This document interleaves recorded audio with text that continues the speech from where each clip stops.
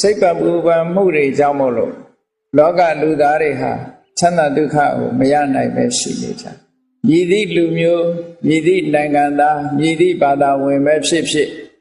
စိတ်ပူပန်မှုတွေနဲ့လွှမ်းမိုးနေကြတယ်။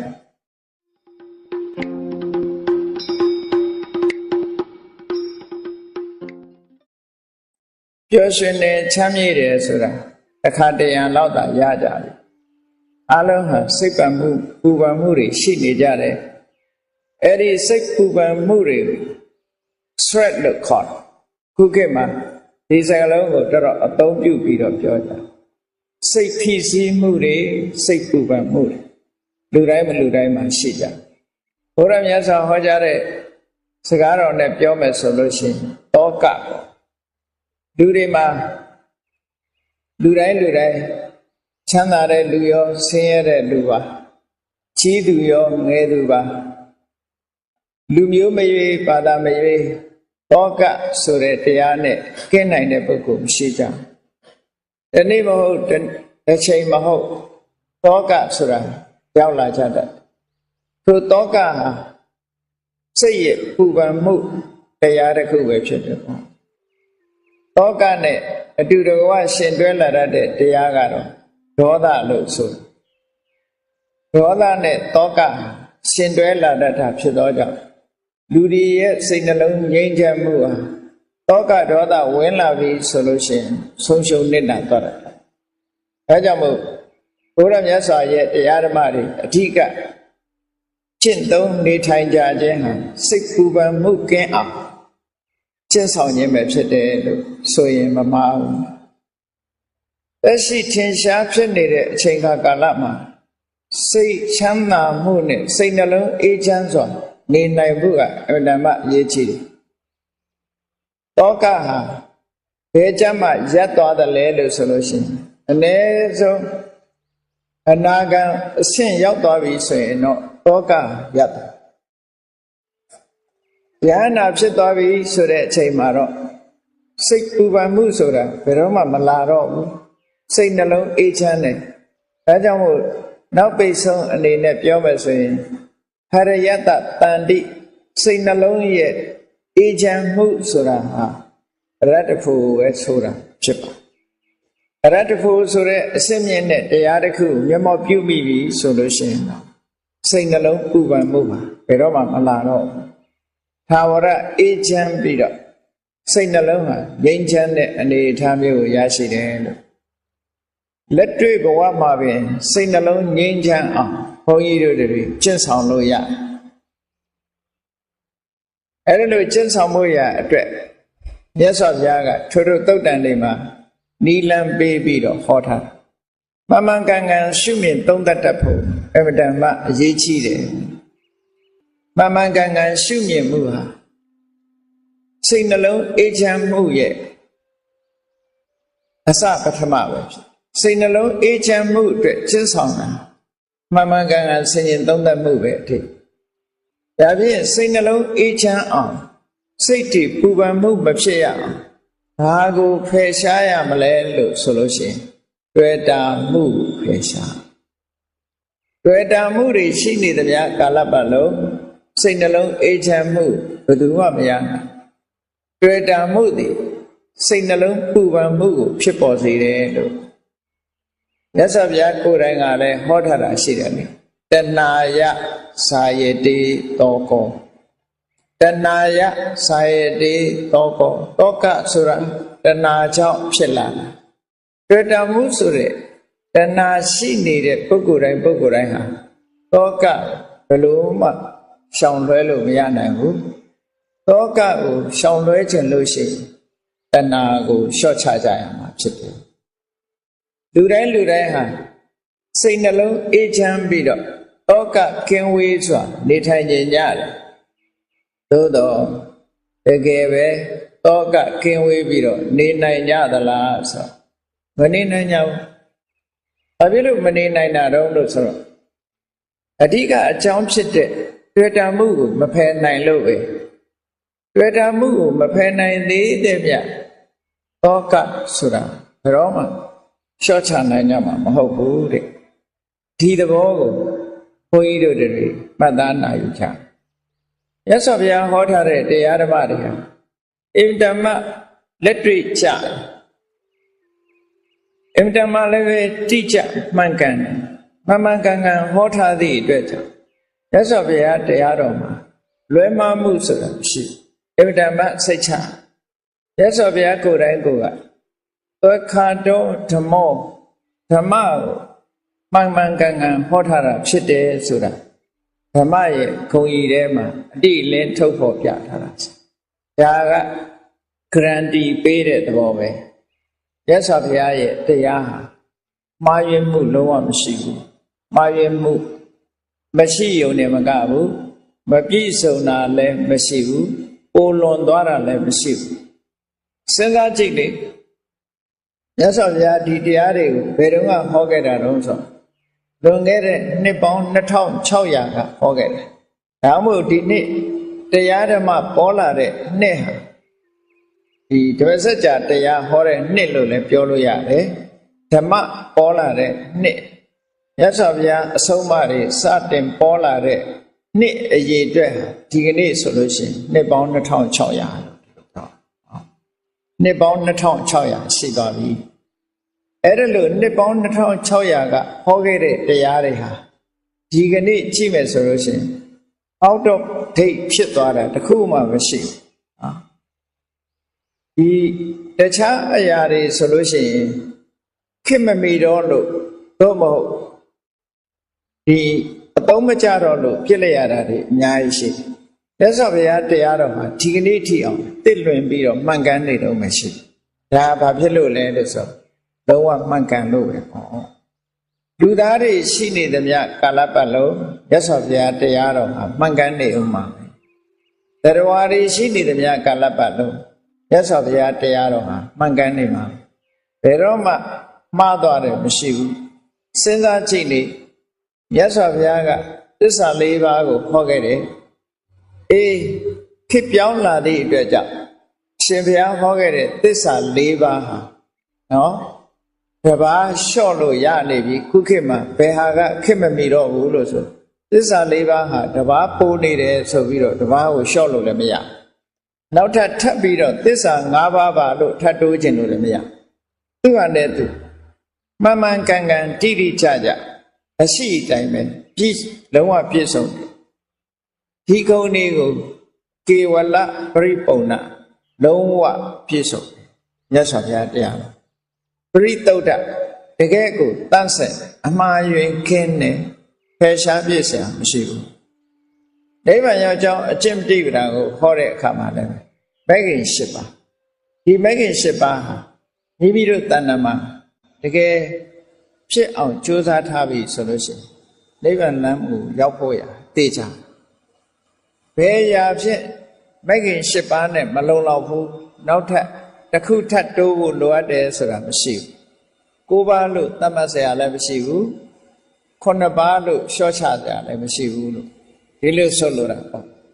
အဲ့တော့မြတ်စွာဘုရားတရားတော်ဟာဘယ်ခေတ်ဘယ်အခါမှာပဲဖြစ်ဖြစ်ပယ်ဖြစ်เสียဆိုတာမရှိတယ်လို့ဖြစ်ဆွက်เสียဆိုတာလည်းမရှိဘူးတဲ့ဒါဘာဖြစ်လို့လဲလို့ဆိုလုံးဝမှန်ကန်နေလို့သွားခါတခုံဆိုတာအဲ့ဒါကိုပြော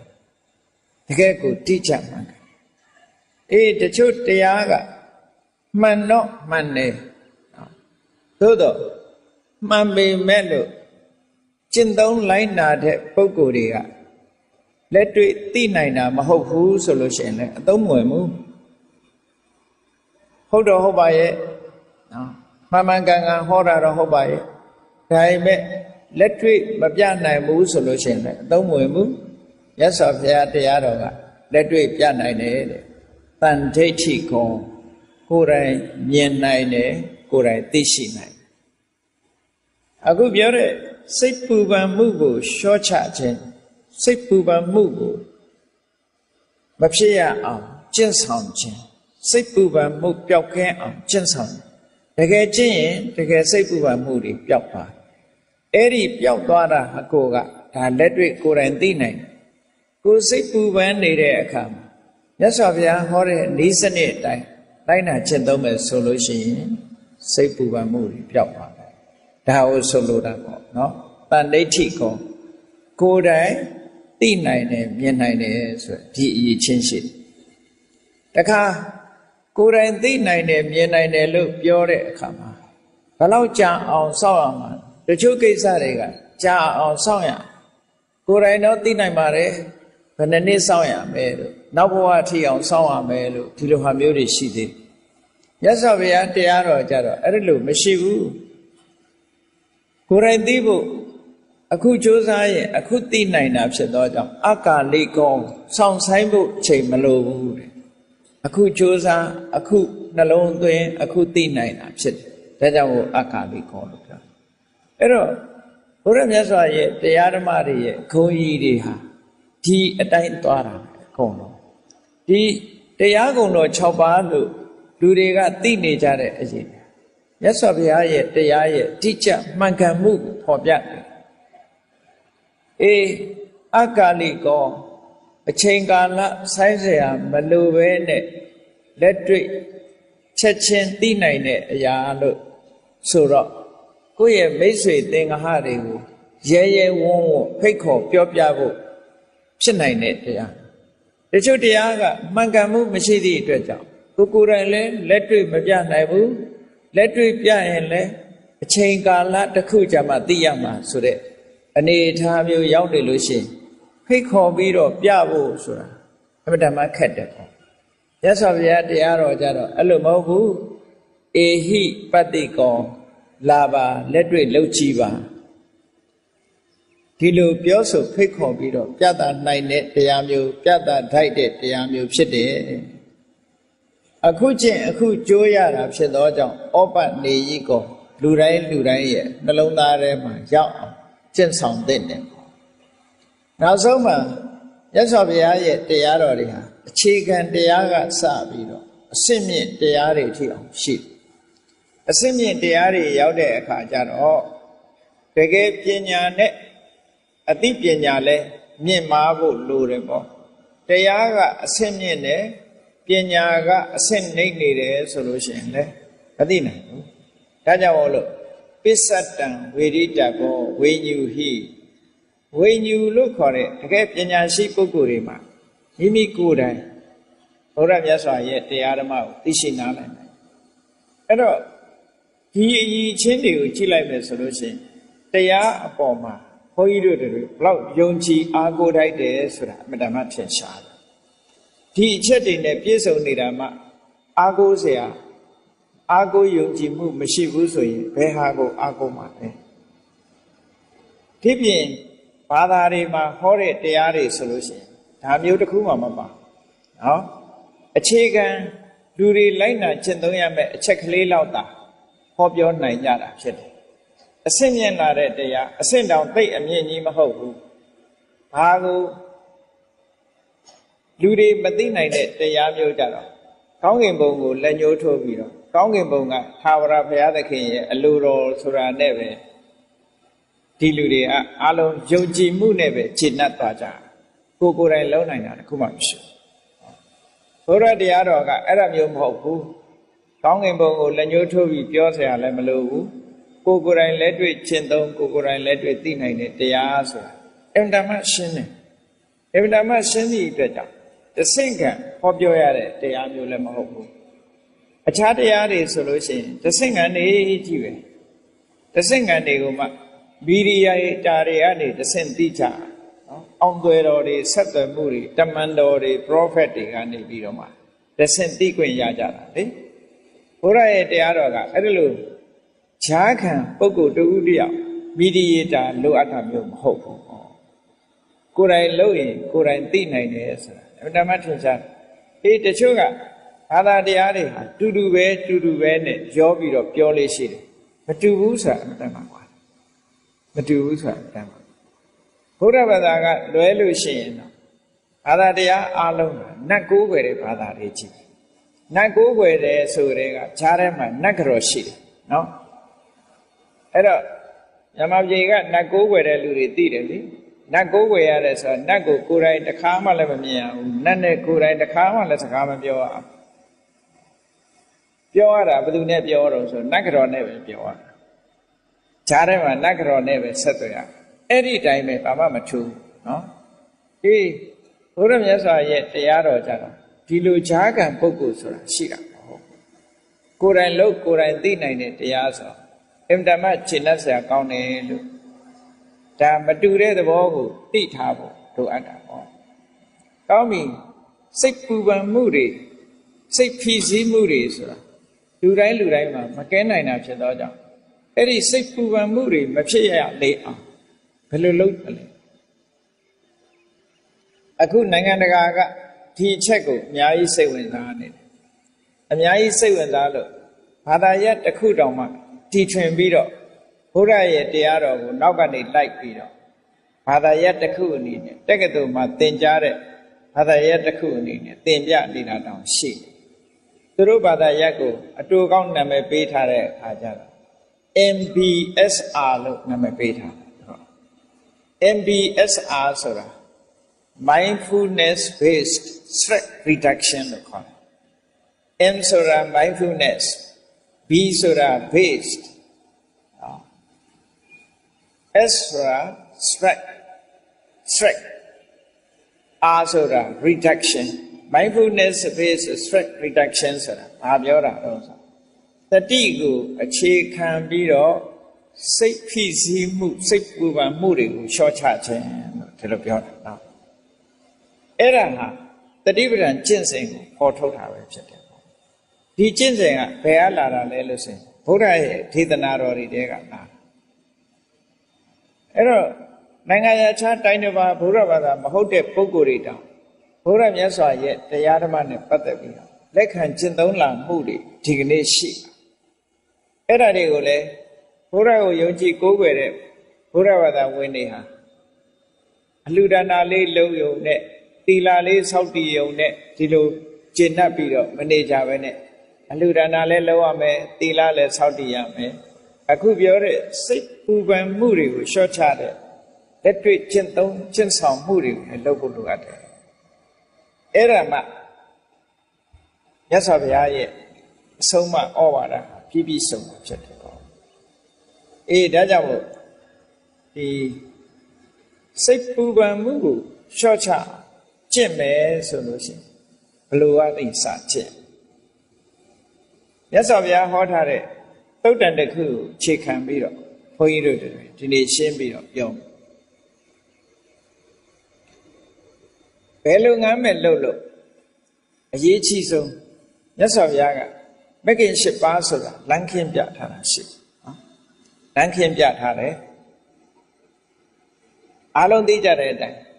မဂ်ကင်၈ပါးဆိုတာဟာတစ်ခုနဲ့တစ်ခု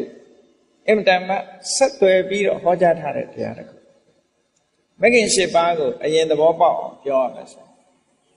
မက္ခဆိုတဲ့ရဲ့အဓိပ္ပာယ်ကစပြီးပြောမက္ခကိုဒီကနေ့အင်္ဂလိပ်လိုပြန်တဲ့အခါကျတော့ path လို့ပြန် path ဆိုတာလမ်းပဲဝေးလို့ပြန်လို့ရှိရင်နီးလမ်းပဲအဲ့တော့လမ်းဆိုတာဘယ်အတွက်လမ်းလဲလို့ဆိုရင်ခေါဏကစိတ်ပူပန်မှုတွေကိုလျှော့ချတဲ့လမ်းပဲစိတ်ပူပန်မှုတွေကိုမဖြစ်အောင်ကျင့်ဆောင်ရမယ်လမ်းပဲအဲ့တော့မက္ခဆိုတဲ့စကားလုံးရဲ့အဓိပ္ပာယ်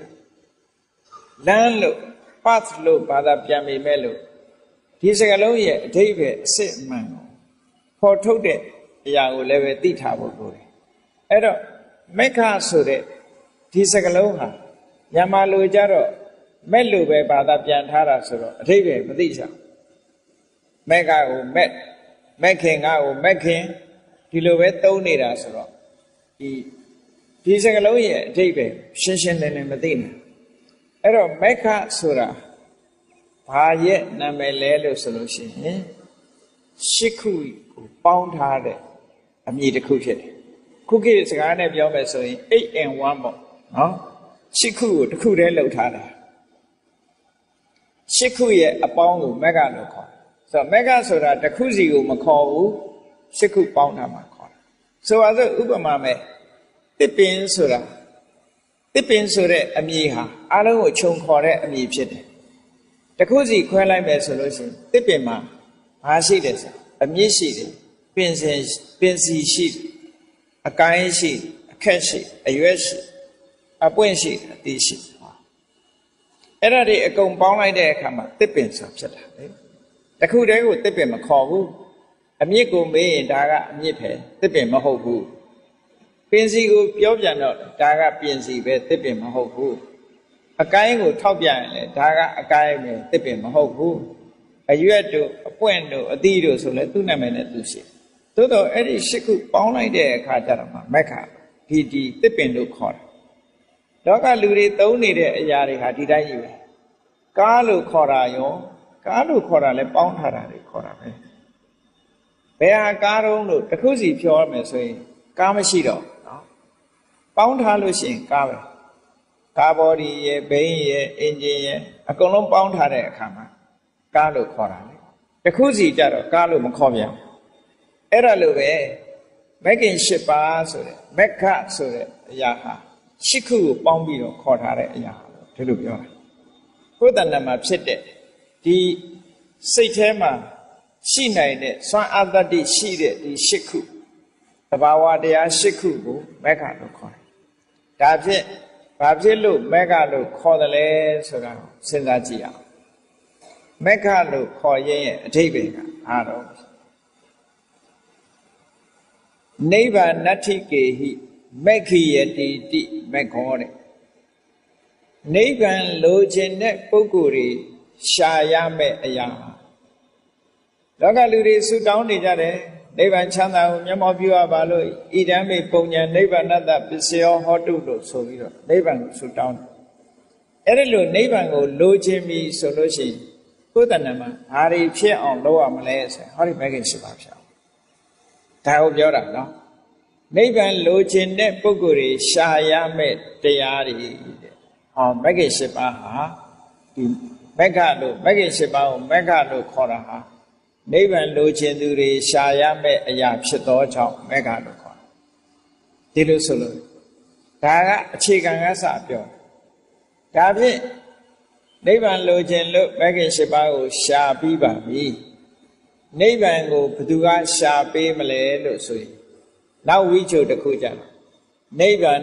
မက္ခတိခဝေတတိတိမက္ခော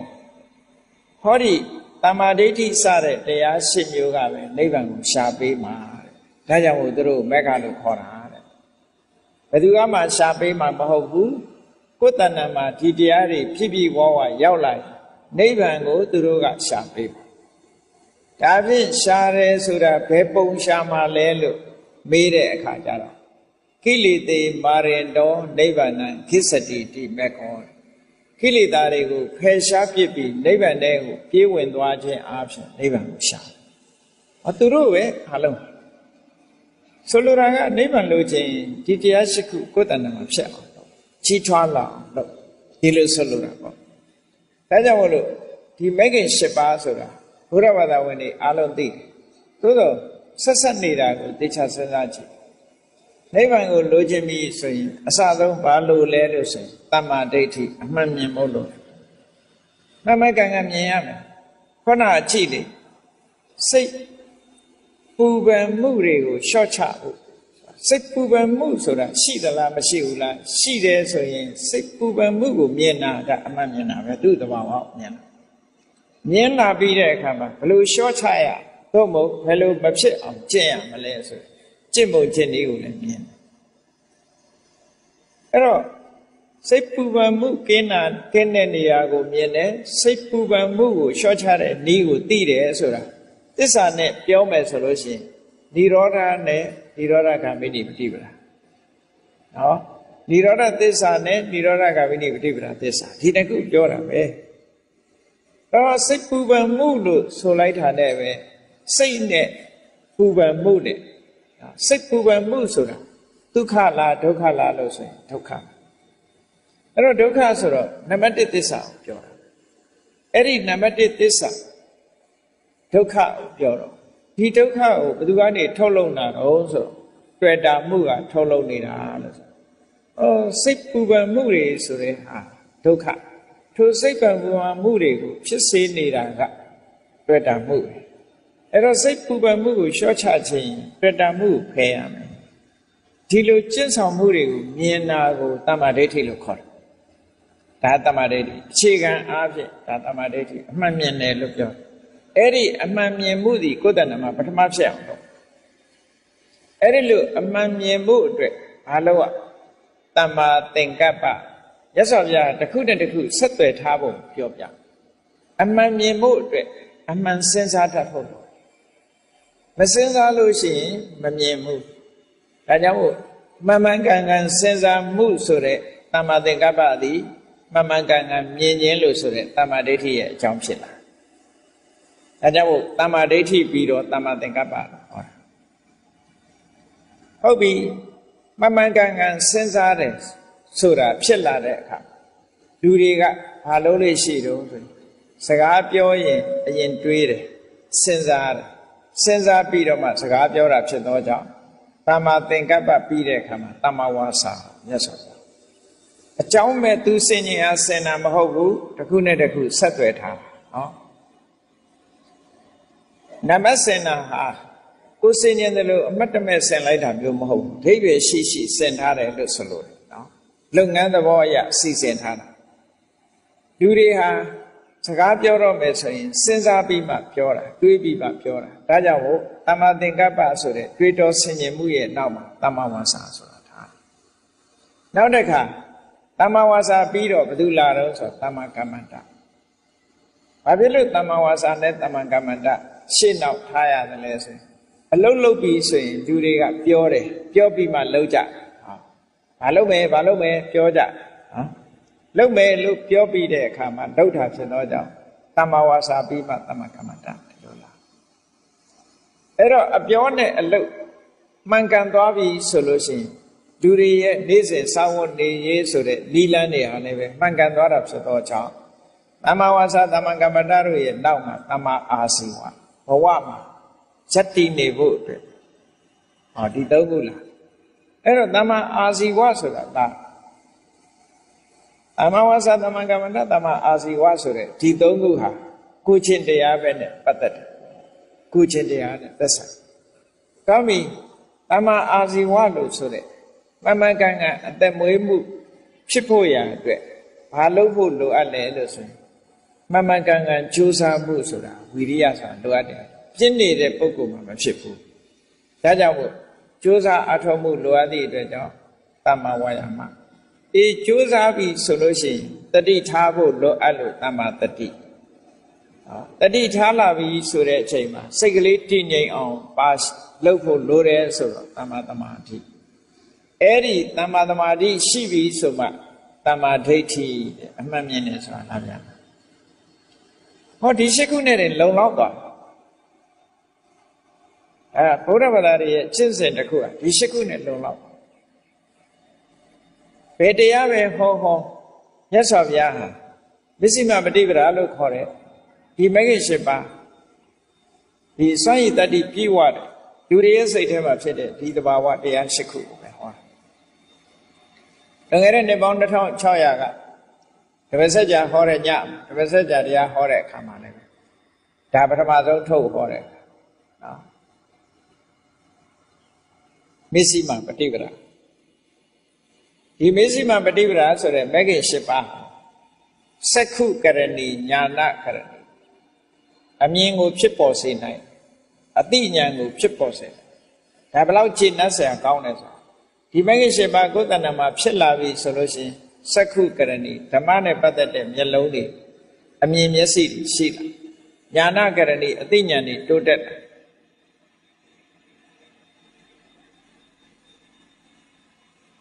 အဘိညာယသံမောရာယနိဗ္ဗာန်ထူးကဲတဲ့အသိဉာဏ်ထူးကဲတဲ့အမြင်တွေထူးကဲတဲ့အသိဉာဏ်နောက်ဆုံးမှာအငြိမ့်တတ်တယ်ခေါနပြောတဲ့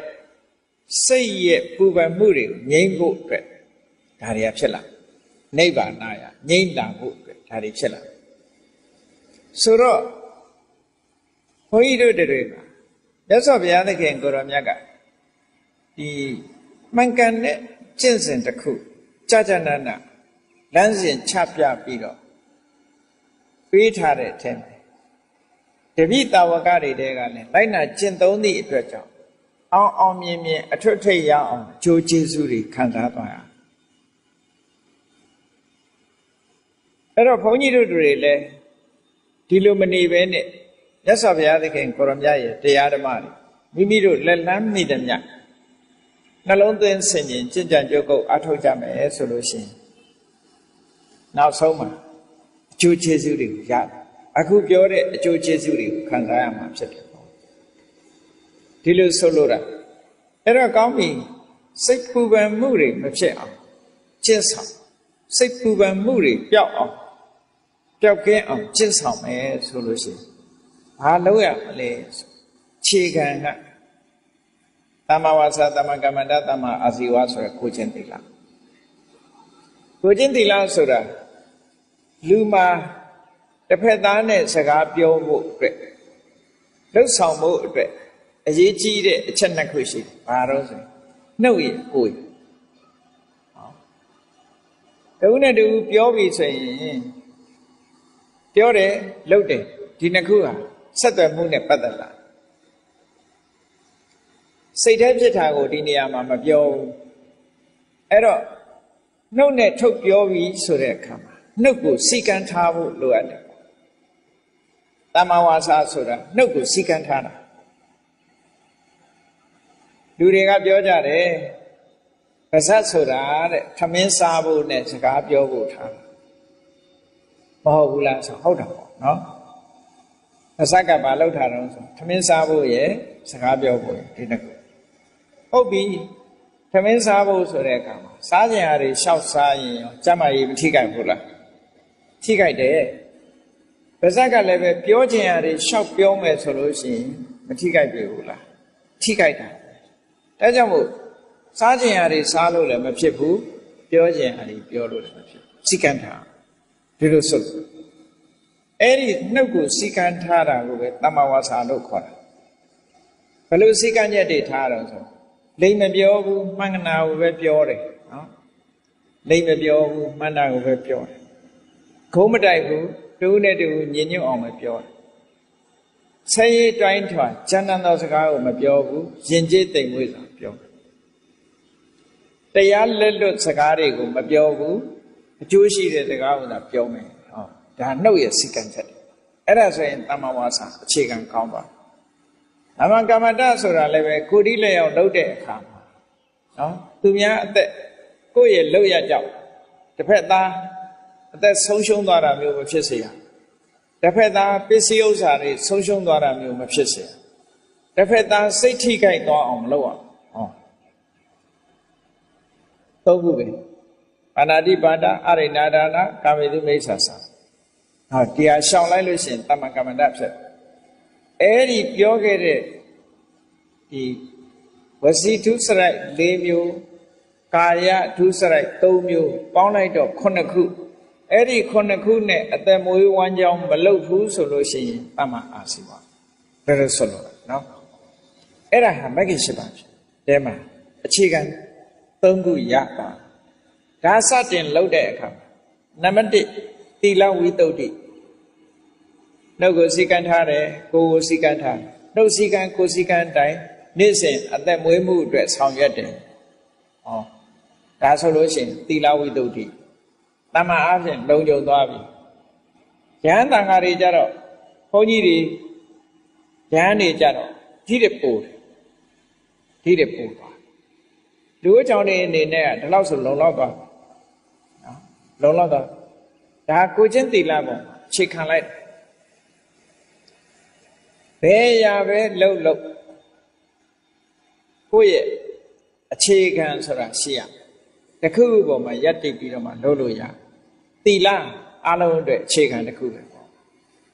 မဂ္ဂင်၈ပါးကိုကျင့်မယ်ဆိုလို့ရှိရင်သီလအခြေခံအခြေခံဖြစ်တဲ့သီလကိုအရင်စောင့်ထိချအောင်အဲကြောင့်မို့စိတ်ရဲ့ပူပန်မှုတွေကိုတကယ်ပြောက်အောင်လုပ်တော့မယ်ဆိုလို့ရှိရင်ကိုချင်းသီလကအစဒါတကယ်ပြောက်အောင်လုပ်တက္ကနာအတွင်သက်တာအောင်လုပ်တဲ့နည်းတွေခုခေတ်ပြောတာလို့ဆေးမီးတို့ပေါ့နော်ဆေးမီးတို့နဲ့ကုချင်တယ်ဆိုလို့ရှိရင်ရသော်ဗျာဟောတဲ့တရားကိုနှလုံးသွင်းယုံတာမန်နှလုံးသွင်းဆင်ခြင်ယုံနဲ့တော့တည်ငါအေးချမ်းသွားနိုင်ရသော်ဗျာတရားတော်ဟာစနစ်တကျအခုတွေးအခုပြောက်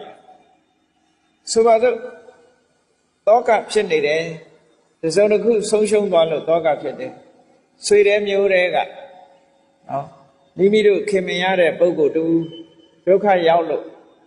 ဆုံးမသွားလို့တောကရောက်ရတယ်ဆိုတဲ့အခါမှန်ကန်ကန်တွေးလိုက်လေဆုံးရှုံးရလေခြင်းလို့စဉ်းစားနေမယ်ဆိုရင်တောကပိုးလာအရာခတ်သိမ်းဟာတက်ရှိတက်မဲ့ဘယ်အရာမှမမြဲဘူးအားလုံးဟာဒီနေ့ကိုသိဆုံးကြရတာပဲဘဝဆိုတာကံပေးသမျှနေရတာသူကံနဲ့သူပဲလို့တွေးကြည့်လိုက်ပါအခုတွေးအခုသက်တာပါအဲ့ဒါလို့မတွေးလို့ရှိရင်မသက်တာဒါစိတ်ပူပန်မှုချွတ်ချတဲ့နေ့တစ်ခုကိုယ်မှာတန်ဖိုးရှိတဲ့ပစ္စည်းတစ်ခုပျောက်သွားတယ်ဖြစ်ရလေခြင်းလို့စိတ်ထဲမှာယူကျုံမရဖြစ်နေလို့ရှင်တော့ကစိတ်ပူပန်မှုတွေများတယ်အဲ့ဒါလို့မတွေးပဲနဲ့ဟိုဘဝဆိုတာဒီပစ္စည်းကိုငါပိုင်တယ်ဆိုတာတခဏပစ္စည်းသင်္ခါရလူသင်္ခါရငါကရင်လည်းပစ္စည်းဆွန့်လိုက်ရတာပဲပစ္စည်းကတော့လည်းငါ့ကိုဆွန့်သွားတာပဲဘယ်အရာမှမမြဲဘူးလို့မြတ်စွာဘုရားဟောထားတာပဲမမြဲတဲ့နောက်မှာတောကဖြစ်နေလို့အပူပဲလို့စဉ်းစားလိုက်တာနဲ့ပူပန်မှုကပျောက်မြတ်စွာဘုရားကိုယ်တိုင်ကလည်းပဲဒီနည်းကိုဟောတာဘုရားသုံးတဲ့စကားလုံးနဲ့ပြောရမယ်ဆိုရင်ယံကိစီဘူတံသင်္ခတံဘာလောကဓမ္မတံဝတ္တမာပလုဇီတိနေတံဌာနံဝိသတိမြတ်စွာဘုရားဟောအကြောင်းတရားတွေကစုပေါင်းပြီးတော့ဖန်တီးထားတဲ့အရာတစ်ခုမပြည့်ရအောင်မပြောက်ရအောင်ဘယ်သူတတ်နိုင်မှာလဲတဲ့ဘယ်သူကမတတ်နိုင်မဖြစ်နိုင်ဘူးတန်ကုတ္တထလဘ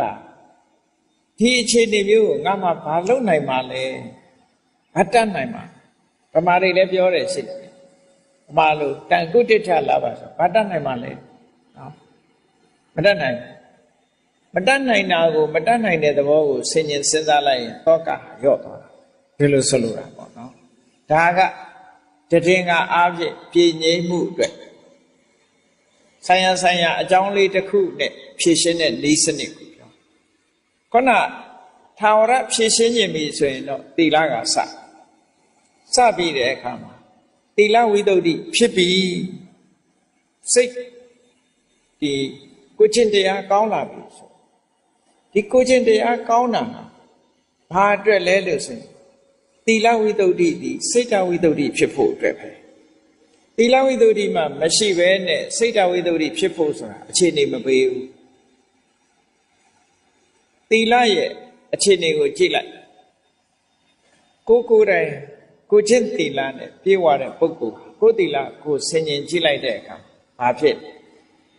စိတ်ထဲမှာနှလုံးမသားမရမဖြစ်ဘူးကြည်နူးတယ်စိတ်ထဲမှာဝမ်းသာအဝိပတိတာနာစိတ်ဆင်းရဲတာမဖြစ်ဘူးငါးပါးသီလလုံလို့ငါးပါးသီလလုံတယ်လို့တွေးလိုက်တာနဲ့စိတ်ဆင်းရဲမှုဆိုတာမဖြစ်ဘူးစိတ်နှလုံးဟာကြည်သာနေတယ်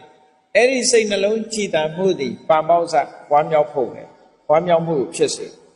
ပါမောက္ခဝမ်းမြောက်မှုကပီတိလို့ဆိုရင်နှစ်သက်ခြေနှံ့မှုကိုဖြစ်စေပီတိဆိုတဲ့နှစ်သက်ခြေနှံ့မှုကပတ္တတိလို့ခေါ်တဲ့ကိုယ်စိတ်ငြိမ်းချမ်းမှုကိုဖြစ်စေပတ္တတိဆိုတဲ့ကိုယ်စိတ်ငြိမ်းချမ်းမှုသည်ဒုက္ခလို့ခေါ်တဲ့ချမ်းသာကိုဖြစ်စေဒုက္ခလို့ဆိုတဲ့ကိုယ်ချမ်းသာမှုစိတ်ချမ်းသာမှုရလာလို့ရှိရင်စိတ်တည်ငြိမ်မှုလို့ဆိုတဲ့တမာရီကိုဖြစ်စေတယ်စိတ်တဝိတ္တုဆိုတာတမာရီကိုပြောတာစိတ်ကလေးငြိမ်းလာတယ်ဆိုတဲ့ပုဂ္ဂိုလ်တယောက်ဟာချမ်းသာမှာမချမ်းသာဘူးဆိုစိတ်မငြိမ်ဘူးလေမကောင်းမှုဒုစရိုက်တွေလှုပ်ထားတဲ့ပုဂ္ဂိုလ်တယောက်ဟာဥပန်းနေရတဲ့အတွက်ကြောင့်ခုနပြောတာတွေဆုံးရှုံးတယ်ပြန်တွေးလိုက်တိုင်းစိတ်မချမ်းသာဖြစ်တယ်စိတ်မချမ်းသာဖြစ်တဲ့အတွက်ကြောင့်ဝမ်းမြောက်မှုဆိုတာကင်းမဲ့တယ်ဝမ်းမြောက်မှုမရှိလို့ပီတိဆိုတာမလာဘူးပီတိမလာလို့ပတ္တတိဆိုတဲ့ငြိမ်းချမ်းမှုတွေမဖြစ်ဘူးငြိမ်းချမ်းမှုမဖြစ်သည့်အတွက်ကြောင့်ဒုက္ခကိုချမ်းသာမှုစိတ်ချမ်းသာမှုမရှိဘူးစိတ်မှာမချမ်းသာတဲ့ပုဂ္ဂိုလ်တယောက်ဟာစိတ်တည်ငြိမ်မှုဆိုတဲ့တမာတိဘယ်မှာဖြစ်မလဲဒီအိဗယ်ပြောဒါကြောင့်မို့လို့သီလဒီထက်ဆက်သွယ်သွားပဋိစ္စသမုပ္ပါဒ်လို့ပဲသူကလည်းဆက်သွယ်မှုတွေရှိတယ်လို့ဒီလိုပြောတယ်နော်ဆက်သွယ်နေတာ ဒါကြောင့်မို့လို့မဂ္ဂင်၈ပါးထဲမှာသမ္မာဝါစာသမ္မာကမ္မန္တသမ္မာအာဇီဝဆိုတဲ့ကိုချင်းသီလဘယ်ကိုဥတည်သွားတာလဲဆိုတမာတိကိုဥတည်သွားတမာတိရသွားပြီဆိုလို့ရှိရင်စိတ်တဝိတ္တုဆိုတာဖြစ်လာတယ်ပေါ့စိတ်ကလေးစင်ကြယ်တယ်လို့ပြောတာဟာစိတ်တည်ငြိမ်မှုကိုပြောတာစိတ်တဝိတ္တုဆိုတာတမာတိကိုပြောတာတဲ့ကဲတမာတိကဘယ်နှမျိုးရှိတုံးလို့ဆိုရင်စာပေကျမ်းကအများစုမှာပြောလို့ရှိရင်တမာတိကို2မျိုးပဲပြောတယ်ဥပ္ပစာရတမာတိနဲ့အပ္ပနာတမာတိအပ္ပနာတမာတိဆိုတာအတူချုပ်ပြောရလို့ရှိရင်ဇန်တရားရထားတဲ့အခါမှာအာယုန်နဲ့ကိုစိတ်ကိုနှစ်မြုပ်ထားနိုင်တဲ့တမာတိမျိုးဖြစ်လို့အပ္ပနာတမာတိဇန္နတမာတိပဲစိတ်ဖို့စိတ်ရလာလို့ရှိရင်လည်းပဲအာယုန်နိဗ္ဗာန်ဆိုတဲ့အာယုန်ထဲမှာစိတ်ဟာမြုပ်သွားလို့နှစ်မြုပ်ထားလို့အပ္ပနာတမာတိလို့ခေါ်တယ်အဲ့ဒီဇန်တို့မဖို့တို့တဲ့အနိကမှာရှိတဲ့တမာတိမျိုးကြတာဥပ္ပစာရတမာတိလို့ခေါ်တယ်အဲ့ဒီတမာတိ2မျိုးလုံးကိုစိတ်တဝိတ္တုလို့ဒီလိုပြောတာဒါကဝိပဿနာကျင့်စဉ်နဲ့မဆိုင်ဘဲနဲ့အောင်မြင်တဲ့အဓိပ္ပာယ်နဲ့ပြောတဲ့စကားလုံးဥပ္ပစာရတမာတိအပ္ပနာတမာတိ2မျိုးသည်စိတ်တဝိတ္တုအဲ့ဒီထဲမှာနောက်ထပ်ထပ်ဖြည့်မယ်ဆိုလို့ရှိရင်ဘာဖြစ်ရမလို့ဆိုခဏိကတမာတိလို့ခေါ်တယ်ခဏိကတမာတိဆိုတာဝိပဿနာနဲ့ပတ်သက်လာတဲ့ဖြစ်ပေါ်လာတဲ့တမာတိတရားကိုပြောအနိစ္စလက္ခဏာကိုဖြစ်ခိုက်ကလေးကိုရှုပြီးတော့ရှုတဲ့အခိုက်ကလေးမှာတည်ငြိမ်သွားတဲ့တမာတိချုပ်ခိုက်ကလေးမှာရှုတဲ့အခိုက်လေးမှာတည်ငြိမ်သွားတဲ့တမာတိဖြစ်တိုင်းဖြစ်တိုင်းချုပ်တိုင်းချုပ်တိုင်းရှုနိုင်သွားပြီဆိုလို့ရှိရင်ဖြစ်ခိုက်ကလေးမှာဖြစ်လိုက်တယ်ချုပ်ခိုက်ကလေးမှာဖြစ်လိုက်တယ်ဖြစ်တိုင်းဖြစ်တိုင်းချုပ်တိုင်းချုပ်တိုင်းဒီတမာတိလေးကစင်စစ်မပြတ်ဖြစ်သွားပြီဆိုလို့ရှိရင်ဒါခဏိကတမာတိလို့ခေါ်တယ်ခဏကလေးတစ်ခါတည်းဖြစ်တဲ့တမာတိကိုခဏိကတမာတိခေါ်တာမဟုတ်ဘူးနော်အင်အားရှိလာစင်စစ်မပြတ်မမြဲတဲ့သဘောတွေကိုဆင်ញင်စဉ်းစားတဲ့အခါမှာဖြစ်ခိုက်ကလေးကိုလည်းသိဖို့အတွက်စိတ်ကလေးဟာငြိမ်သွားတယ်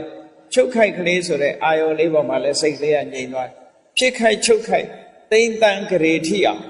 ဒီတမာတိကစက်တိုက်ဖြစ်နေတယ်ဆိုရင်သူကလည်းအင်အားကောင်းတဲ့တမာတိတစ်မျိုးဖြစ်လာတယ်လို့ဒီလိုပြော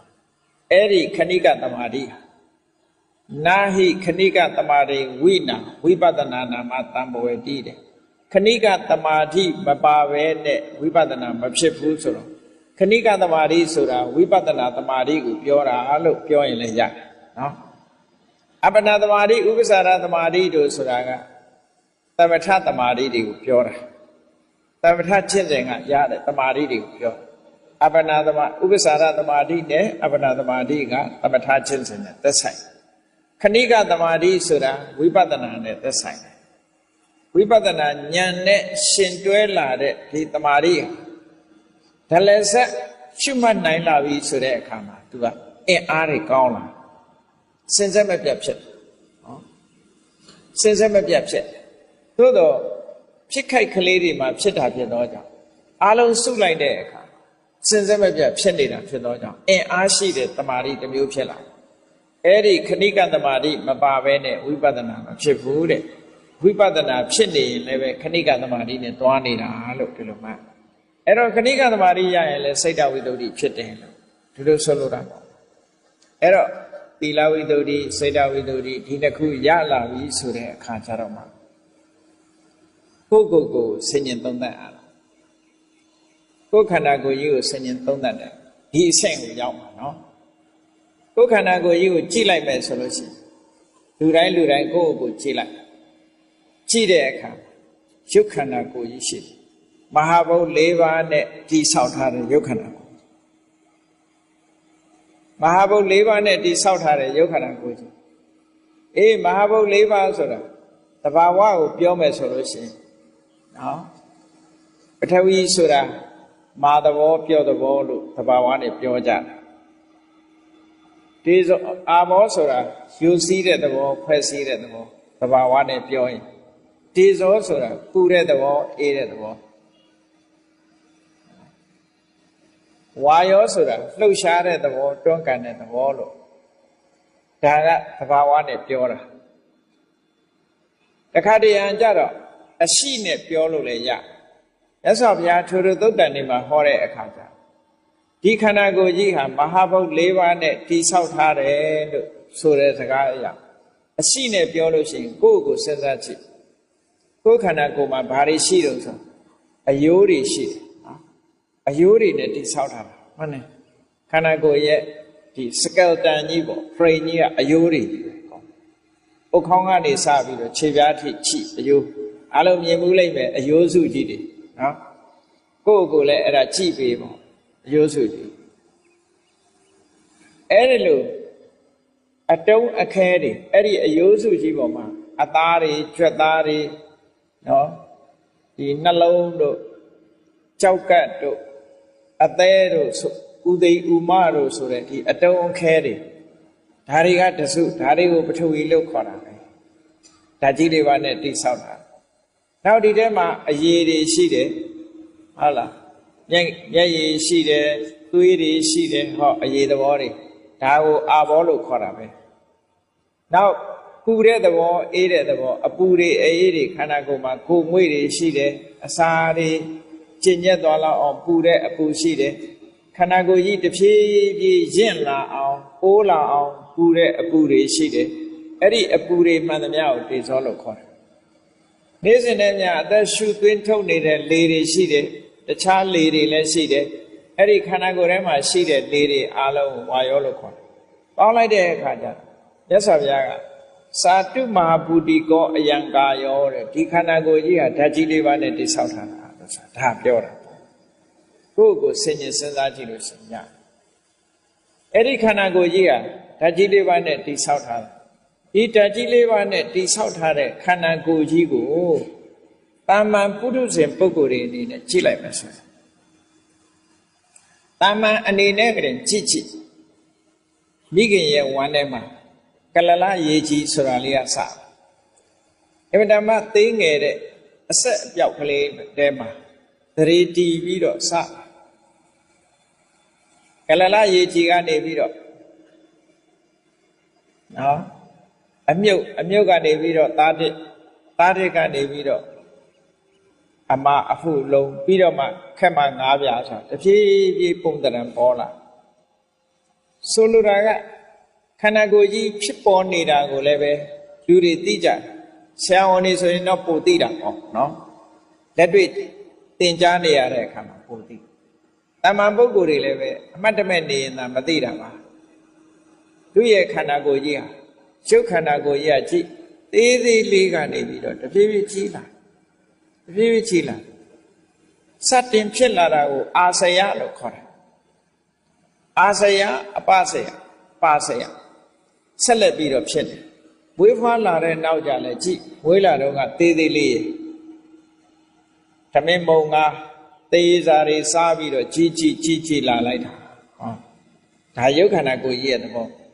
နောက်ဆုံးကြတော့ဘာဖြစ်တယ်ဆိုဒီယုတ်ခန္ဓာကိုယ်ကြီးသေလို့ရေပြုတ်ပလိုက်ရတယ်မိတကြိုလိုက်ရတယ်ဟောဒါလည်းတွေ့ကြတယ်အဲ့တော့တာမန်ပုထုဇဉ်ပုဂ္ဂိုလ်တွေအနေနဲ့ဒီယုတ်ပိုင်းဆိုင်ရာကြီးရဲ့ဖြစ်လာတာကိုလည်းပဲမြင်လို့ရတယ်နောက်ဆုံးပြတ်သွားပြီးတော့ရေမြုပ်တင်းကြိုလိုက်ရလို့ပျက်စီးသွားတဲ့အနေအထားမျိုးတွေလည်းမြင်နေရတော့ဒီယုတ်ခန္ဓာကိုယ်ကြီးကိုမမြဲဘူးလို့ပြောဖို့ရအမှန်တမ်းလွယ်ဒီယုတ်ခန္ဓာကိုယ်ကြီးပေါ်မှာတွေ့တာမှုတွေနော်ကိပြတ်ဖို့ဆိုတာဖြစ်နိုင်အမှန်တမ်းဟုတ်မစင်စားမဆင်ခြင်ရင်သာလူတွေကတကယ်စဉ်းစားဆင်ခြင်ကြည့်မယ်ဆိုတော့ဖြစ်လာတာလည်းသိရတယ်ပျက်စီးသွားတာလည်းမြင်နေရမျက်စိနဲ့တည်းပဲမြင်နိုင်တာဖြစ်သောကြောင့်ဒီယုတ်ခန္ဓာကိုယ်ကြီးရဲ့မမြဲမှုသဘောတွေဟာအတ္တမထင်ရှားတယ်ဒီလိုဆိုလို့တာနော်ဒီအတုတ္တဝါတုတ်တံမှာမြတ်စွာဘုရားဒီလိုဟောတယ်ဒီယုတ်ခန္ဓာကိုယ်ကြီးပေါ်မှာညှင်းငွေ့လာကြတဖြည်းဖြည်းနဲ့ကြီးလာပြီးတဖြည်းဖြည်းနဲ့အိုသွားတယ်နော်တဖြည်းဖြည်းနဲ့အိုသွားပြီးနောက်ဆုံးမှသေဆုံးသွားတယ်ပြစ်လိုက်ရတယ်ဟောဒါတွေကိုကြည့်ပြီးဒီယုတ်ခန္ဓာကိုယ်ကြီးပေါ်မှာညှင်းငွေ့ဖို့တွေ့တာမှုတွေကင်းပြတ်ဖို့ဖြစ်ဖို့လွယ်တယ် ဒါဖြင့်ဖြစ်ဖို့ခက်နေတာကဘာတော့လို့ဆိုလို့ရှိရင်အသိစိတ်ကလေးပေါ်မှာကြတော့လူတွေကဖြစ်တာပြက်တာကိုမမြင်နိုင်ကြဘူးမမြင်နိုင်သည့်အတွက်ကြောင့်အသိစိတ်ကလေးနဲ့ပတ်သက်လာတဲ့အခါကျတော့တွေ့တာမှုတွေအလွန်ကြီးတယ်မငြင်းငွေနိုင်ကြဟုတ်တယ်လူတွေကရုပ်ပေါ်တာငြင်းငွေတာစိတ်ပေါ်ကြတော့မငြင်းငွေမငြင်းငွေလို့ရေပေါ်ရအပြင်ပြောမယ်ဆိုလို့ရှိရင်လူတွေမှာ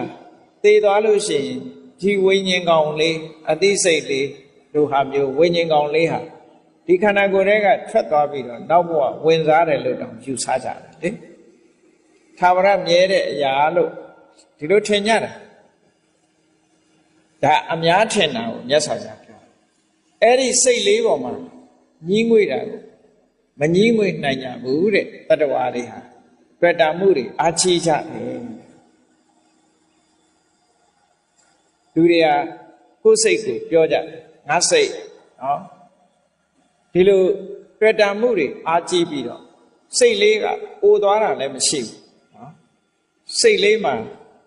ကျုပ်တရံမရှိသည့်အတွက်ကြောင့်ခေါင်းဖြူတာလည်းမတွေ့ရသွားကျိုးတာလည်းမရှိဘူးဒါကြောင့်လို့စိတ်ကလေးပေါ်မှာမငြင်းငွေ့ကြသို့တော့ဒီနှစ်ခုကိုရှင်ကြည့်လိုက်ရုပ်ခန္ဓာကိုယ်နဲ့စိတ်နဲ့ဒီနှစ်ခုကိုရှင်ကြည့်လိုက်မယ်ဆိုရင်ဘယ်သူကကြာကြာရှိတုံးဆိုတော့ရုပ်ခန္ဓာကြီးကကြာကြာရှိကြည့်လေလူတွေဟာမွေးဖွားလာပြီးတဲ့အခါမှာတချို့ကအသက်80 90 100ထိအောင်နေလို့ရသူ့ကိုနှစ်ပေါင်းများကြီးတွေ့နေရရုပ်ခန္ဓာကိုယ်ကြီးကရှိရုပ်ခန္ဓာကိုယ်ကြီးကရှိနေသည့်အတွက်ကြောင့်ဒီစိတ်ကလေးကြတော့အဲ့ဒါလောက်ရှိတာမဟုတ်ဘူးစိတ်ဆိုတာအခုဖြစ်ရင်အခုပြတ်သွားတယ်အခုဖြစ်ပြီးတော့အခုပြတ်သွား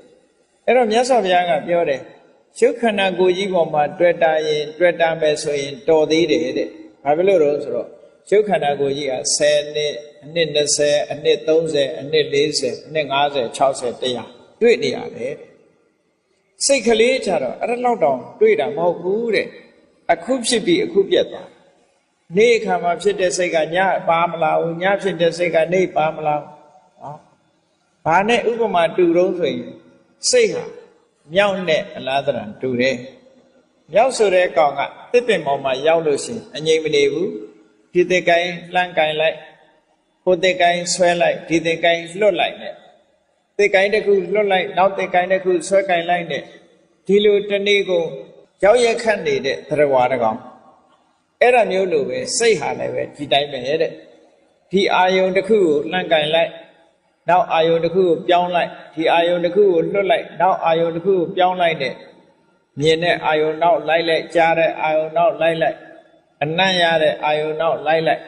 အရသာအာယုံနောက်လိုက်လိုက်တဲ့စိတ်တွေ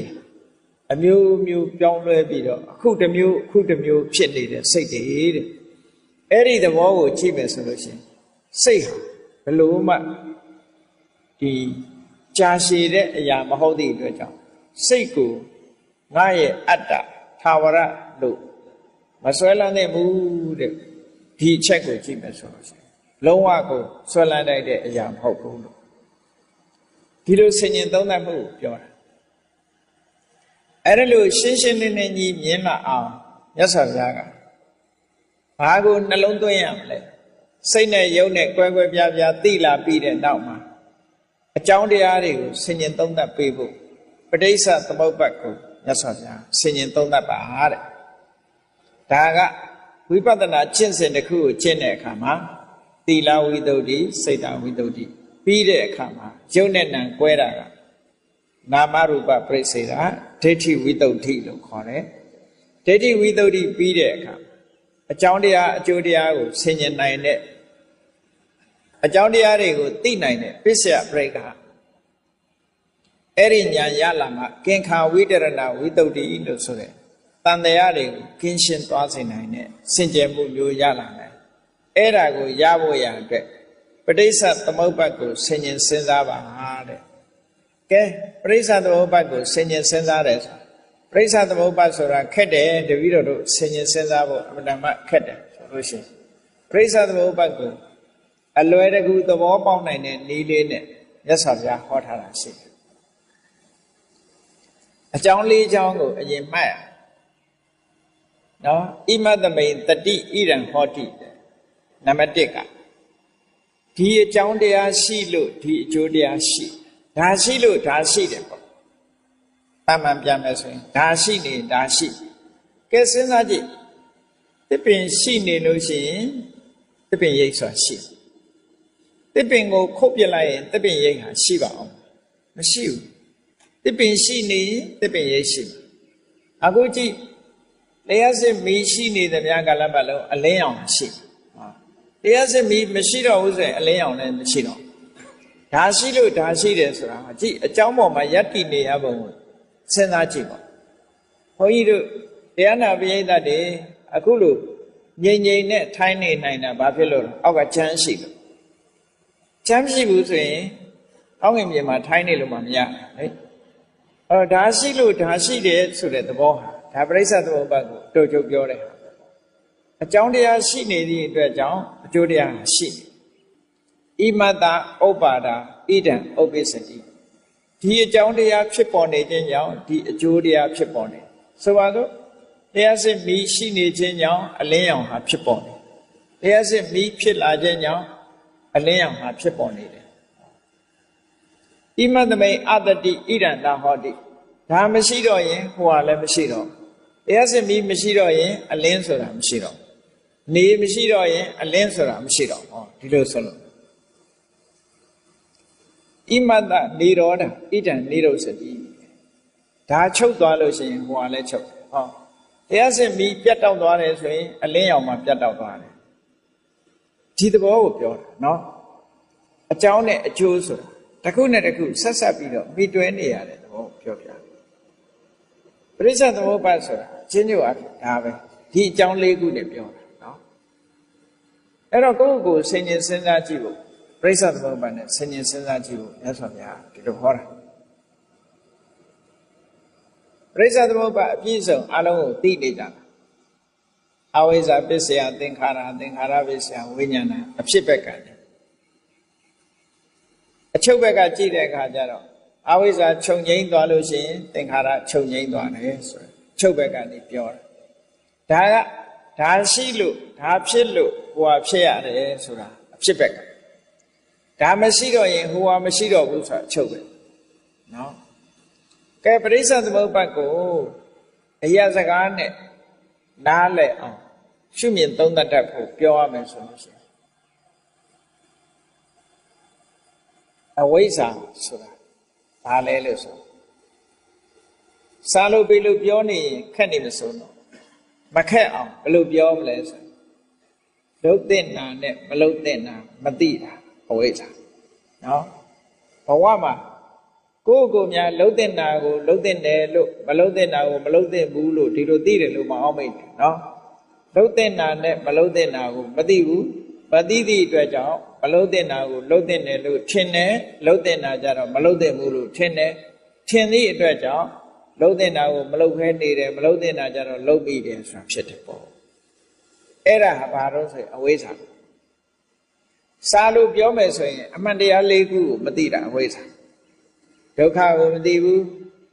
ဒုက္ခဖြစ်ကြောင်းတရားကိုမသိဘူးဒုက္ခချုပ်ငြိမ်းမှုကိုမသိဘူးဒုက္ခချုပ်ငြိမ်းရာနိလန်းကိုမသိဘူးဆိုတာဒါမသိခြင်းလေးခုဒါကဆေးပညာရှုထောင့်ကနေပြောမယ်ဆိုရင်လူတယောက်ယောဂဖြစ်ယောဂကိုမသိဘူးဒုက္ခကိုမသိတာနဲ့ယောဂမသိတာတူတူပဲဒီယောဂဘာကြောင့်ဖြစ်တယ်လို့မသိတာနဲ့ဒုက္ခသမုဒယကိုမသိတာတူတူပဲဒီယောဂပျောက်မှုကိုမသိတာဒုက္ခនិရောဓမသိတာနဲ့တူတူပဲပျောက်မဲ့ဆေးဝါးနိလန်းကိုမသိတာဒုက္ခនិရောဓဂါမိနိမသိတာနဲ့တူတူပဲဒီလိုဆိုလို့တာနော်အမှန်တမ်းမြတ်စွာဘုရားဟောတဲ့တရားလူသားတွေအမှန်တမ်းရိုးရှင်းတယ်သို့တော့မြင်ဖို့ခက်တယ်ဘာဖြစ်လို့မမြင်လဲလို့ဆိုရင်များသောအားဖြင့်တတ္တဝါတွေဟာတတိတံစင်ညကင်းမဲ့နေလို့မမြင်တာအမတ်တမဲ့နေတတ်တဲ့ဝါဒနာကြီးကရှိငါဟာဆိုတဲ့အတွေးတွေလွှမ်းမိုးပြီးတော့အမတ်တမဲ့နေအမတ်တမဲ့နေသည့်အတွက်ကြောင့်ရိုးရှင်းနေတော့လဲခက်ခဲနေတတ်တယ်ဟောအေးကောင်းပြီတို့တွေဟာ လွန်ခဲ့တဲ့ဘဝတုန်းကလှုပ်တဲ့နာနဲ့မလှုပ်တဲ့နာမသိခဲ့ကြဘူးမသိသည့်အတွက်မသိတော့ဘာဖြစ်လဲလှုပ်ပြီးလှုပ်ရလှုပ်တယ်ကောင်းတာလည်းလှုပ်တာပဲမကောင်းတာလည်းလှုပ်တယ်အဲ့တော့မသိတာကအဝိဇ္ဇာလှုပ်ပြီးလှုပ်ရလှုပ်တာကသင်္ခါရဒီလိုဆိုတာနော်ဟုတ်ပြီလှုပ်လိုက်ရင် result ဆိုတာလာတာပဲလေအကျိုးတစ်ခုကတော့ဖြစ်လာလှုပ်ပြီးလှုပ်ရလှုပ်လိုက်တယ်လှုပ်လိုက်တော့အကျိုးတစ်ခုပေါ်ထွက်လာတယ်သင်္ခါရပစ္စယဝိညာဏဘဝတစ်ခုစပြုတ်လာအသိစိတ်လေးသတိစိတ်လေးကစသတိစိတ်လေးစလိုက်တာနဲ့သူနဲ့တွဲဖက်လာတဲ့ယုတ်တိနံတွေပါလာတယ်ဝိညာဏပစ္စယနာမရူပယုတ်တိနံယုတ်တိနံတွေကကြီးထွားလာတဲ့အခါကျတော့ယုတ်နံတွေပါလာပြီဆိုတော့ယုတ်နံတွေကြီးထွားလာတဲ့အခါဘာတွေဖြစ်တုံးဆိုဆက်သွယ်ရေးအင်္ဂါရက်တွေပါလာနာမရူပပစ္စယတလာတယ်ဆက်သွယ်ရေးအင်္ဂါရက်ဘယ်နှခုရှိတုံးဆို6ခုရှိစာလုံးမမှတ်တတ်ရင်ကိုမြန်မာလိုပဲမှတ်မျက်လုံးရယ်နှာခေါင်းနားရယ်နှာခေါင်းရယ်လျှာရယ်နော်ကိုယ်ရယ်စိတ်မျက်စိနားနာလျှာကိုယ်စိတ်အဲ့ဒါကိုတလာယတနာလို့ခေါ်တယ်ယုံ nant တွေထဲမှာဘာပါလာတော့မျက်စိပါလာတယ်နားပါလာတယ်နှာခေါင်းပါလာတယ်လျှာပါလာတယ်ကိုယ်ပါလာတယ်စိတ်ပါဟောကဲမျက်စိပါလာတော့ဘာဖြစ်လဲမျက်စိပါလာတော့မြင်စရာအာယုန်နဲ့ဆက်သွယ်လာတယ်နားပါလာတော့အသံနဲ့ဆက်သွယ်လာနှာခေါင်းပါတော့အနတ်နဲ့ဆက်သွယ်လျှာပါတော့အရသာနဲ့ဆက်သွယ်ခန္ဓာကိုယ်ပါလာတဲ့အခါကျတော့အထီးအတွေ့အာယုန်နဲ့ဆက်သွယ်စိတ်ပါလာတော့အတွေ့အာယုန်နဲ့ဆက်သွယ်လာတယ်ပြင်မဲ့ကအာယုန်နဲ့ဆက်သွယ်လာတာပဲလေလူဆိုတာဒီတိုင်းပဲအဲ့ဒါကိုပြောတာဆက်သွယ်မှုရလာတာတလာယရဏပစ္စယဖတ်တော့အာယုန်နဲ့ထိတွေ့လာခဲ့တယ်မျက်စိနဲ့အဆင်းနားနဲ့အသံနော်လျှာနဲ့အရသာနှာခေါင်းနဲ့အနတ်လျှာနဲ့အရသာခန္ဓာကိုယ်နဲ့အထိအတွေ့အသိစိတ်နဲ့သိเสียအာယုန်ဒါတွေကဆက်သွယ်လာတဲ့အခါကျတော့ဘာဖြစ်လဲဆိုအာယုန်နဲ့ပတ်သက်တဲ့အတွေ့အကြုံတွေရခံစားမှုလို့ပြောရင်လည်းပြောအတွေ့အကြုံတွေရဝေဒနာဖတ်တာပစ္စယဝေဒနာဒါကိုစဉ်းစားကြည့်ပေါ့ဟုတ်မဟုတ်မျက်စိကမြင်လိုက်တဲ့အခါပြင်မဲ့အာယုန်နဲ့ကိုယ်စိတ်နဲ့ဆက်သွယ်မိသွားတဲ့အခါမှာခံစားချက်လေးတွေပေါ်လာကောင်းတဲ့အာယုန်လေးတွေ့လိုက်လို့ရှိရင်စိတ်ကပျော်သွားတယ်မကောင်းတဲ့အာယုန်ပေါ်လာလို့ရှိရင်စိတ်ကမပျော်ဟောစိတ်ထဲမှာခံစားမှုလေးတွေမတူညီတဲ့ခံစားမှုရိုးနေတဲ့အာယုန်တွေ့ရင်လည်းဘာမှမဖြစ်ဘူးဟောကြုံနေကြအာယုန်ကြအဲ့တော့ပျော်သွားတယ်ဆိုတာသောမနတဒုက္ခဝေဒနာမပျော်ဘူးဆိုတာမကြိုက်ဘူးဆိုတာဒုက္ခဝေဒနာပျော်တာလည်းမဟုတ်ကြိုက်တာလည်းမဟုတ်ဘူးဆိုလို့ရှိရင်မကြိုက်တာလည်းမဟုတ်ဘူးဆိုရင်ဥပေက္ခဟောဖတ်တာပစ္စယဝေဒနာဆိုတာဖြစ်လာဒါလူတဘာဝသရဝါတွေမှန်သမျှဒီတိုင်းကြီးပဲအကုန်လူတွေတည်းမကဘူးသရဝါတွေလည်းဒီတိုင်းဒါကိုပြောတာပရိစ္ဆသမုပ္ပါကနော်သရေစိတ်လေးပေါ်လာတဲ့အခါယုတ်တိနံတွေရလာတယ်ယုတ်တိနံတွေရလာတဲ့အခါမှာဒီအာယုန်နဲ့ဆက်သွယ်တဲ့အင်္ဂါရက်တွေပါလာတယ်အင်္ဂါရက်6မျိုးပါလာတဲ့အခါဆက်သွယ်မှုတွေလှုပ်လာတဲ့အခါမှာအာယုန်ရဲ့ဒီအထီးအတွေ့အကြုံတွေရလာတယ်ကဲရလာတော့ဒီနေရာတွေရသလားလို့ဆိုတော့မရဘူးရလာတဲ့အခါမှာလူကဘာဖြစ်ကြလဲကြိုက်တာလေးတွေးလို့ရှိရင်ထပ်လို့ခြင်းလားရခြင်းလားနောက်ထပ်အဲ့ဒါကိုတဏှာလို့ပြောတာဝေဒနာပစ္စယတဏှာကြိုက်တဲ့အာယုန်လေးကြထပ်လိုခြင်းလားလိုခြင်းလာတဲ့အခါဒီနေရာတွေရလာလို့ဆိုမရဘူးဝေဒနာတဏှာပစ္စယဥပါဒနာစိတ်ထဲမှာစွဲနေမရရင်မနေနိုင်တဲ့အနေအထားမျိုးရောက်ဟောဒီအပိုင်းတွေကြတော့ဒီတရဝါတွေမှာဒီဖတ်တာပစ္စယဝေဒနာဆိုတဲ့အဆင့်လေးတွေမရနိုင်တော့ပဲနဲ့ဝေဒနာပစ္စယကနေတဏှာထိအောင်ကူးသွားတယ်တဏှာကနေဥပါဒဏ်ထိအောင်ကူးသွားတယ်ကူးသွားတော့ဘာဖြစ်ပြန်တော့ဆိုဥပါဒနာပစ္စယဘဝဖြစ်မှုဆိုတဲ့ကံတရားတွေနဲ့ခန္ဓာတွေကံကြောင့်ပေးတဲ့ခန္ဓာတွေကိုရရှိလာပြန်တယ်ဟောဆွလတ်မှုကိုအကြောင်းပြုပြီးတော့လူတွေဟာအကောင်းအဆိုးတွေပြန်လှုပ်လာကြတယ်အဲ့ဒီလှုပ်လာတာကိုပဲကမ္မဘဝလို့ပြောတာ လှုပ်လာလို့ခန္ဓာတွေရလာအဲ့ဒါကိုဥပပတ္တိဘဝလို့ပြောတာဒီနေရာဘဝတစ်ခုကိုတည်ဆောက်မှုဖြစ်သွားဘဝတစ်ခုတည်ဆောက်လာတဲ့အခါဘာဖြစ်တုံးဆိုဘဝပစ္စယဇာတိမွေးဖွားခြင်းဆိုတာထပ်လာပြန်မွေးဖွားခြင်းလာရင်ဘာဖြစ်တယ်ဇာတိပစ္စယစရာမရဏအိုခြင်းနဲ့တေခြင်းဆိုတာရှောင်လွဲလို့မရဘူးဒါပရိစ္ဆေသမုပ္ပါဒ်ပဲလေဒီလိုစဉ်းကျင်စဉ်းစားတတ်လို့ရှိဒါအကြောင်းနဲ့အကျိုးဒါရှိလို့ဟွာရှိအမှန်မသိလို့လုံးပြီးလို့ရလုံးတယ်ဟောအမှန်မသိခြင်းရှိနေသည်တမယကာလပတ်လုံးလုံးပြီးလို့ရလုံးတာတွေလုံးနေအောင်မှာဆိုလိုတာကအဝိဇ္ဇာရှိနေသည်များသင်္ခါရရှိနေမှာပဲလို့ဒီလိုပြောတာစာလို့ပြောတော့အဲ့လိုပြောအရာပြောမယ်ဆိုရင်အမှန်မသိလို့လုံးပြီးလို့ရလုံးတယ်မသိလို့လုံးပြီးလို့ရလုံးတယ်အဲ့တော့မသိတာရှိနေသည်များလုံးပြီးလို့ရလုံးတာတွေလုံးနေမှာပဲလုံးပြီးလို့ရလုံးနေသည်များကာလပတ်လုံးဘဝဆိုတာဖြစ်လာဘဝတရေစလာမှတော့နာနဲ့ယုတ်တွေရှိလာမှာနာယုတ်တွေရှိနေရင်တော့ organ တွေပါလာမှာပဲ organ တွေပါလာလို့ရှိရင်တော့ဆက်သွယ်မှုတွေဖြစ်လာမှာပဲဆက်သွယ်မှုတွေဖြစ်လာလို့ရှိရင်အာယုံရဲ့နဲ့ထိတွေ့ပြီးတော့ခံစားမှုတွေပေါ်လာမှာပေါ်လာရင်လိုချင်မှုတွေနောက်ကဆက်လာလိုချင်မှုတွေရှိလာရင်တွေ့တာမှုတွေနောက်ကလိုက်လာတွေ့တာမှုတွေရှိနေသမျှဘဝမှာကြိုးစားအထောက်မှုဆိုတဲ့ကမ္မဘဝတွေရလာတဲ့ခန္ဓာလို့ဆိုတဲ့ဥပပတ္တိဘဝတွေဖြစ်ဘဝကြီးတစ်ခုကဖြစ်နေအောင်ပါပဲဒီသဘောတွေကိုပြောတာနော်ဒါပရိစ္ဆေသမုပ္ပါဒ်ကိုလက်လန်းမိသလောက်ဆင်ញင်စဉ်းစားကြည့်ဘဝဒီတိုင်းဖြစ်နေတာဆင်ញင်စဉ်းစားကြည့်ရအဲ့တော့ဆင်ញင်စဉ်းစားကြည့်တော့ဒီလိုစင်စစ်မပြတ်ဖြစ်ပြီးနောက်ဆုံးမှာဇာတိပစ္စယစရမရဏအိုခြင်းသိခြင်းဆိုတဲ့ဒီဒုက္ခနဲ့ပဲဘဝတစ်ခုအဆုံးသတ်တယ်လို့ဆိုတော့ဒါကြီးကိုရပ်ပစ်ခြင်းဘယ်လိုလုပ်ရဒါကြီးကိုရပ်ပစ်ခြင်းနောက်ကြောင်းပြန်ကြည့်လိုက်မွေးဖွားတာရှိနေသမျှအိုရာသေးတာရှိမှာအဲ့တော့အိုရာသေးတာမရှိအောင်မလုပ်ရဇာတိမရှိအောင်လုပ်ရမွေးဖွားတာမရှိအောင်ဒါဖြင့်မွေးဖွားတာမရှိအောင်မလုပ်ရကမ္မဘဝဆိုတာမဖြစ်အောင်လုပ်ရကံတရားတွေမဖြစ်အောင်ကမ္မဘဝမရှိရင်မရှိအောင်ဘာကိုဖယ်ရမလို့ဆိုဥပါဒံဖယ်ရဒါဖြင့်ဒီဥပါဒံကိုမဖြစ်အောင်ဘာကိုဖယ်ရမလို့ဆိုတဏှာကိုဖယ်ရဒီလိုဆိုလို့တယ်အစဉ်လိုက်ဆက်ပြီးတော့သွားတာနောက်ဆုံးမှာအဝိဇ္ဇာမရှိတော့ဘူးဆိုမှသင်္ခါရဆိုတဲ့တရားတွေလည်းမရှိတော့ဘူးဆိုတဲ့အဓိပ္ပာယ်ရအဲ့ဒါလို့အကြောင်းနဲ့အကျိုးဆက်သွယ်ပြီးတော့အခုလိုခွင်းဆက်ကြီးဖြစ်နေတာတန်တရားမှာပဋိစ္စသမုပ္ပါဒ်ဒီလေပတ်နေတယ်ဆိုတဲ့အဓိပ္ပာယ်ပဋိစ္စသမုပ္ပါဒလို့ဆိုတဲ့အဓိပ္ပာယ်ကပဋိစ္စဆိုတာအကြောင်းတစ်ခုကိုအစွဲပြုပြီးတော့သမုပ္ပါဒအကျိုးတရားတွေကိုထုတ်လုပ်နေတဲ့အကြောင်းတရားသို့မဟုတ်ထုတ်လုပ်ခြင်းဒီလိုအဓိပ္ပာယ်ရပဋိစ္စသမုပ္ပါဒဆိုတာအကြောင်းတရားကိုပြောတာပဋိစ္စသမုပ္ပန္နဆိုတာအကျိုးတရားကိုပြောတာဒီစကားလုံးနှစ်ခုခွဲခြားပြီးတော့မှတ်ပဋိစ္စသမုပ္ပါဒကအကြောင်းတရားကိုပြောတယ်ပဋိစ္စသမုပ္ပန္နဆိုတာအကြောင်းတရားကြောင့်ဖြစ်ပေါ်လာတဲ့အကျိုးတရားကိုပြောတာအကြောင်းနဲ့အကျိုးသည်ဆက်ဆွယ်ပြီးတော့နေတယ်အကြောင်းဖြစ်လိုက်အကျိုးဖြစ်လိုက်ဒီလိုဆိုလို့တာ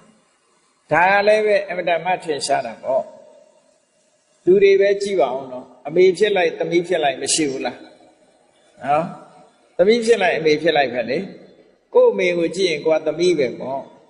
နော်ကို့သမီးကြည့်တဲ့အခါကိုကအမေဖြစ်ပြန်ဒီလိုပဲပရိစ္ဆေသမုပ္ပါဒ်မှာလည်းပဲအဲ့တိုင်းအကြောင်းဖြစ်လိုက်အကျိုးဖြစ်လိုက်ပဲစင်စစ်မပြတ်အခုလိုသွားနေအေးအဲ့ဒါကိုရှုမြင်သုံးသပ်နိုင်ပြီဆိုလို့ရှိရင်မြဲတဲ့အရာဆိုတာတခုမှမရှိဘူးလို့ရှင်းရှင်းလင်းလင်းကြီးမြင်လာပြီဆိုတဲ့အခါနောက်ဆုံးရှုတရားပေါ်မှာလည်းပဲတွေ့တာမှုတွေကင်းပြတ်လာမယ်ဝေဒနာဆိုတဲ့ပေါ်မှာလည်းတွေ့တာမှုတွေကင်းပြတ်လာမယ်တင်ညာလို့ဆိုတဲ့ခန္ဓာပေါ်မှာလည်းတွေ့တာမှုတွေကင်းပြတ်လာမယ်သင်္ခါရဆိုတဲ့ခန္ဓာပေါ်မှာလည်းတွေ့တာမှုတွေကင်းပြတ်လာမယ်ဝိညာဏလို့ဆိုတဲ့ခန္ဓာပေါ်မှာလည်းတွေ့တာမှုတွေကင်းပြတ်လာဘာဖြစ်လို့ကင်းပြတ်လာတော့ဆိုဒီတဘာဝတရားတွေဟာဖြစ်ပြီးတော့ပြတ်သွားတဲ့အရာတွေဖြစ်လို့ဖြစ်ချင်းပြတ်ချင်းဆိုတာတွေအမြဲတမ်းနှိမ့်ဆက်နေလို့ငါလုံနိုင်တာတခုမှမပါတာဖြစ်သောကြောင့်နေတံမမဒါကဟာလည်းမဟုတ်ဘူးနေသောဟမတမိငါလည်းမဟုတ်ဘူးနမေသောအတ္တငါရဲ့အတ္တလည်းမဟုတ်ဘူးလို့ဝ ဝိပဿနာဉာဏ်နဲ့မှန်မှန်ကန်ကန်ရှုမြင်နိုင်မှခုနကတွေ့တာမှုဆိုတာရှော့ချနိုင်မှာဖြစ်တယ်တွေ့တာမှုကိုရှော့ချနိုင်မှစိတ်နှလုံးပူပန်မှုဆိုတာပျောက်ခဲမှာဖြစ်တယ်ပေါ့တွေ့တာမှုရှိနေသေးသမျှကာလပတ်လုံးစိတ်ပူပန်မှုဆိုတာဘယ်တော့မှပျောက်မှာမဟုတ်ဘူးတဲ့အဲ့တော့စိတ်ပူပန်မှုကနေလွတ်မြောက်အောင်ကျင့်ဆောင်ဖို့ဆိုလို့ရှိရင်ဘာကိုလုပ်ရမှာတော့လို့ဆိုရင်တွေ့တာမှုဖယ်ရတွေ့တာမှုကိုဖယ်ခြင်းဘာလို့อ่ะအမှန်တွေ့တာတဲ့အရာတွေကိုအမှန်သိအောင်ဆင်ញင်သုံးသပ်တတ်တယ်လို့ဆိုလိုတာပဲဆင်ញင်သုံးသပ်လို့အမှန်သိပြီဆိုလို့ရှိရင်တွေ့တာမှုတွေမရှိတော့တွေ့တာမှုမရှိဘူးဆိုလို့ရှိရင်တောကမလာတော့တောကမလာရင်စိတ်နှလုံးပူပန်မှုဆိုတာမလာတော့ဘူးလို့ဒီလိုကြောင်းကျိုးဆက်နေတဲ့သဘောတွေကြည့်ပြီးတော့ဘုရားမြတ်စွာဘုရားမှန်ကန်တဲ့ကျင့်စဉ်တစ်ခုကို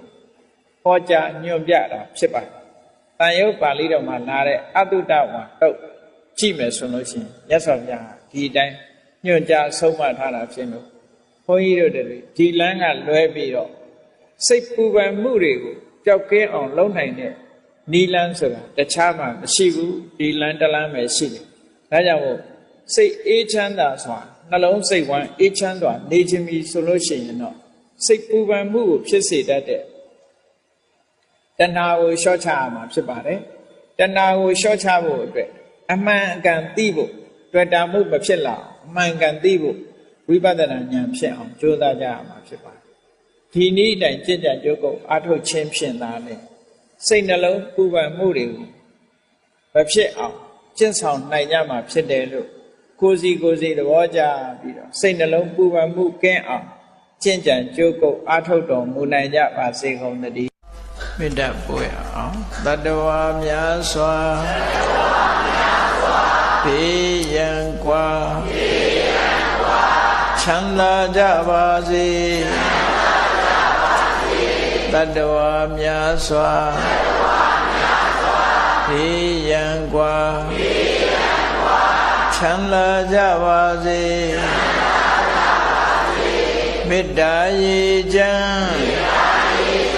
တုံးငါဖြံငြိမ်းချမ်းကြပါစေမေတ္တာရေချမ်းတုံးငါဖြံငြိမ်းချမ်းကြပါစေသက်ရှိချမ်းသာ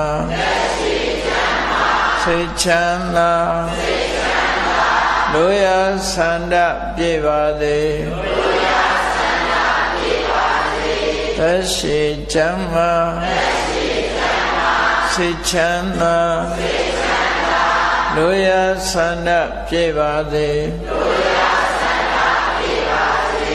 ဘုံလန္တဒုက္ခပင်ကစားမေတ္တာပုံနေတုသင်္ကမမနောတရတိသဗ္ဗေတံဘဝယန္တုဒုက္ခနကမေတ္တာပုံနေတုသင်္ကမစုပေါင်းဖို့အမေတ္တာတဟုရောင်မြူပါဝင်ငွေလာမင်းနှင့်ရောင်ခြင်းရှေယုံပေါင်းဆောင်ရခြင်းကြောင့်သဗ္ဗေတံကျွတ်မဲ့ဥတုံလုံးစုံများစွာတတ္တဝါတို့၏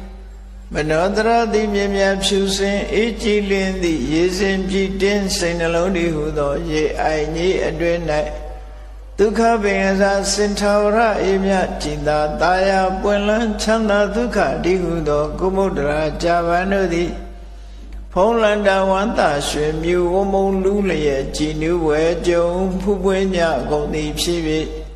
ဒုက္ခနကလေးအောင်လေးတဲ့ရောရှက်သင်ပြပိတိတိဟုသောယနံတို့သည်ဘဝယန္တုကောင်းစွာမသွေကြိုင်လိုက်၍နေကြပါစေကုန်သတည်း